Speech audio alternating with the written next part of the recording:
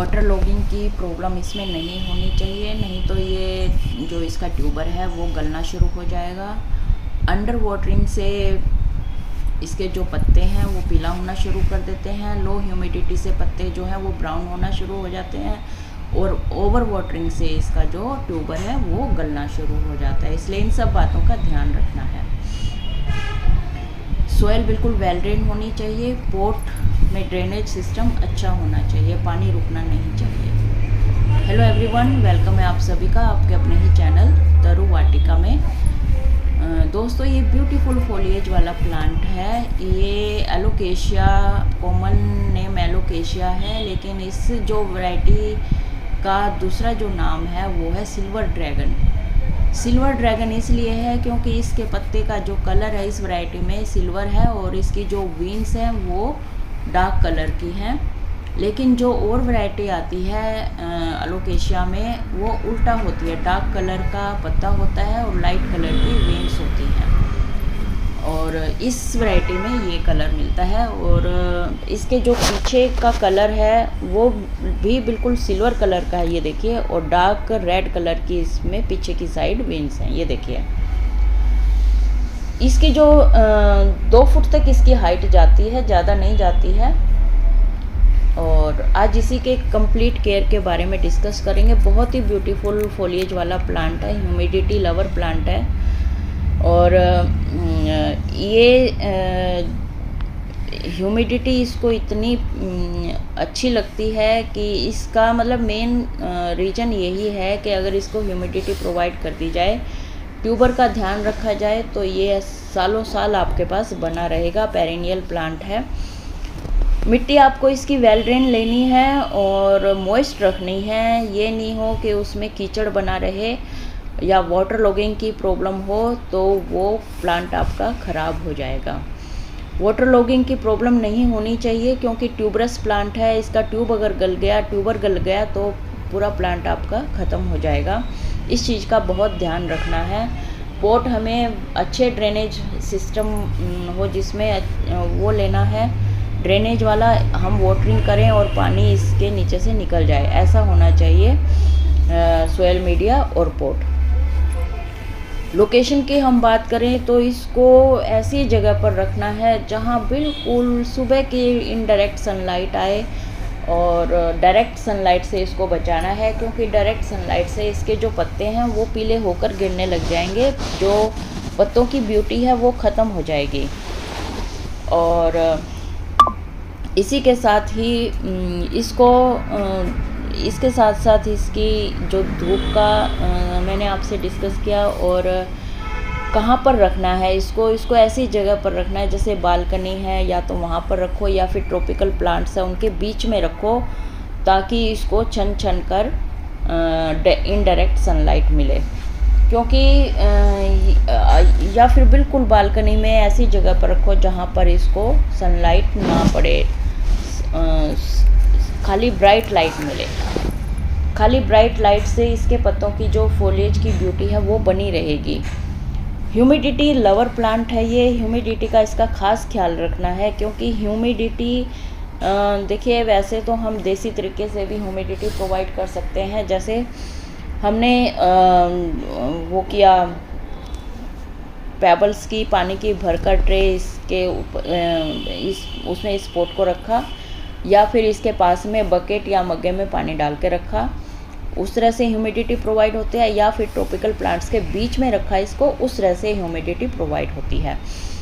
या फिर अगर आपके पास उचित साधन है तो आप ह्यूमिडिफायर ला सकते हैं। एक ऐसा प्रोडक्ट आता है जो इस तरीके से भी हम जिसको ऑन करके ये ह्यूमिडिटी प्रोवाइड कर सकते हैं। तो उस तरीके से भी आप ह्यूमिडिटी प्रोवाइड कर सकते हैं। लेकिन अगर ज़्यादा ह्यूमिडिटी लो होती है तो ये प्लांट अपने आप बता देता है क्योंकि इसके जो पत्ते हैं वो ब्राउन होना शुरू हो जाते हैं, कलर चेंज हो जाता है। तो इससे हमें समझ लेना चाहिए कि इस प्लांट की ह्यूमिडिटी कम होती जा रही है, तो हमें तुरंत उसको ह्यूमिडिटी प्रोवाइड कर देनी चाहिए। इसकी जो प्रोपोगेशन की बात करें तो इसके ट्यूबरस प्लांट है, तो ये ट्यूबर से ही इसके नए प्लांट बनते हैं। लेकिन अगर आप नए नए गार्डनर नहीं हैं, एक्सपीरियंस्ड गार्डनर हैं, तो आप इसकी फरवरी मार्च में ये जुलाई अगस्त में आप इसकी कटिंग लगा सकते हैं। लेकिन वो बहुत रिस्की है क्योंकि बहुत ब्यूटीफुल प्लांट है, ये बहुत ही कॉस्टली प्लांट है। दिल्ली में तो ये फिर भी 150-200 में मिल जाता है, लेकिन साउथ साइड में, महाराष्ट्र साइड में ये 500 से कम का नहीं मिलता है नर्सरी में जाकर भी। इसलिए इसकी केयर करना बहुत ही ज़रूरी है और प्रोपोगेशन पर भी ध्यान से करना बहुत ज़रूरी है, क्योंकि हमें देखिए गार्डनर को वही प्लांट ज़्यादा पसंद आते हैं जो एकदम देखते ही उनको पसंद आ जाए, जो उनका ध्यान अट्रैक्ट करें। वो होता है या तो फ्लावर उसका यूनिक होता है या उसके पत्तों का डिज़ाइन यूनिक होता है, तभी हमें वो पसंद आते हैं देखते ही। और इस तरह के यूनिक फ्लावर, यूनिक जो प्लांट होते हैं, रेयर प्लांट होते हैं, उनकी कलेक्शन करना हमारा शौक़ होता है। इसलिए उनको संभाल कर रखना, उनकी केयर करना भी बहुत ज़रूरी होता है। अगर आप मेरे इन बताए गए पॉइंट्स पर ध्यान से इनकी केयर करेंगे, ऐसे प्लांट्स की अगर आपके पास है, तो आपके पास सालों साल बना रहेगा, प्लांट ख़राब नहीं होगा। और मुझे तो अभी 1-1.5 महीना ही हुआ है लाए हुए, और इसमें ये न्यू ग्रोथ नया पत्ता जो आया है, इसको देखकर बड़ी खुशी हो रही है कि हाँ कुछ तो मतलब एडजस्ट कर लिया है प्लांट ने मेरे गार्डन में। और अंडर वाटरिंग इसमें नहीं करनी है। गर्मियों में अब डेली वाटरिंग करनी है बिल्कुल, जब ऊपर की लेयर सूख जाती है। और सर्दियों में इसको वाटरिंग, बहुत ज़्यादा वाटरिंग से बचाना है, क्योंकि सर्दियों में पानी सूखेगा नहीं। बाकी अपने अपने एरिया की लोकेशन के हिसाब से आप इसमें वाटरिंग कर सकते हैं।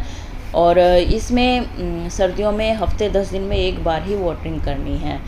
और जब देखिए वो डोरमेंसी पीरियड होता है सर्दियाँ, इसलिए जब इस कई बार पत्ते भी गिर जाते हैं इसके और ऐसा लगता है बिल्कुल प्लांट ख़त्म हो गया है, तो उसको निकालिएगा नहीं ट्यूबर को, क्योंकि ट्यूबर क्या है, फरवरी मार्च में आपको दोबारा से ग्रो करके दिखाएगा जब इसका सीजन आएगा। इसलिए ट्यूबर को गलती से भी नहीं निकालना है, उसको मिट्टी में ही पड़े रहने देना है। हफ्ता 10 दिन में एक बार वाटरिंग कर देनी है बस। और फरवरी मार्च में आपको उसमें नई ग्रोथ ट्यूबर में से लीफ निकलती हुई आपको दिखाई दे जाएंगी मिट्टी से बाहर। इसका हमें ख़ास ख्याल रखना है। और प्रोपोगेशन की बात की, हाँ ये एक टॉक्सिक प्लांट है, इसलिए बच्चों को और पेट्स को इससे थोड़ा दूर रखना है। इसी की वजह से इसमें इंसेक्ट अटैक कम देखा गया है, लेकिन फिर भी अगर अटैक दिखता है तो आप नीम ऑयल का स्प्रे कर सकते हैं टाइम टू टाइम।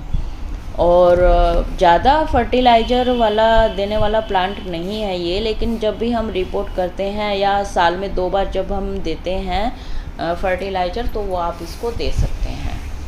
बहुत ज़्यादा फर्टिलाइज़र वाला ये प्लांट नहीं है। देखिए ये बिल्कुल सिल्वर कलर का है। दूसरे जो प्लांट है ना, दूसरी जो वैरायटी, उसमें डार्क कलर का पत्ता होता है और लाइट कलर की इसकी वेन्स होती हैं, उसका भी अलग ही एक वो होता है। बाई चांस मेरे को ये दिखाई दिया तो मैंने ये ले लिया नर्सरी से।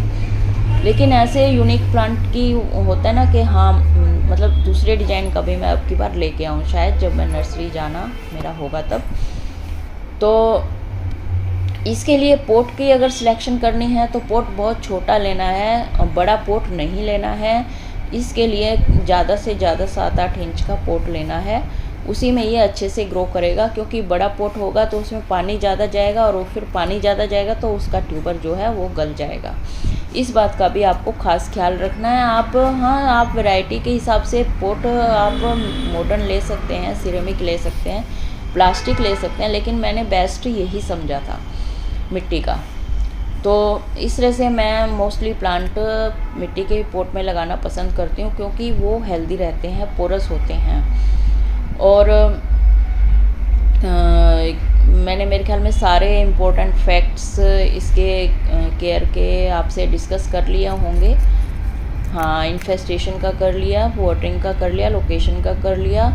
और इसी के साथ ही अब वीडियो का एंड करते हैं। आई होप आप भी ये प्लांट लाना पसंद करेंगे, और जाते जाते चैनल को सब्सक्राइब करके जाइएगा और विद बेल आइकन, क्योंकि इसके बिना आपको वीडियो का नोटिफिकेशन नहीं मिलेगा। इसी के साथ ही वीडियो का एंड करते हैं, फिर मिलते हैं नए अपडेट के साथ। Bye bye, take care.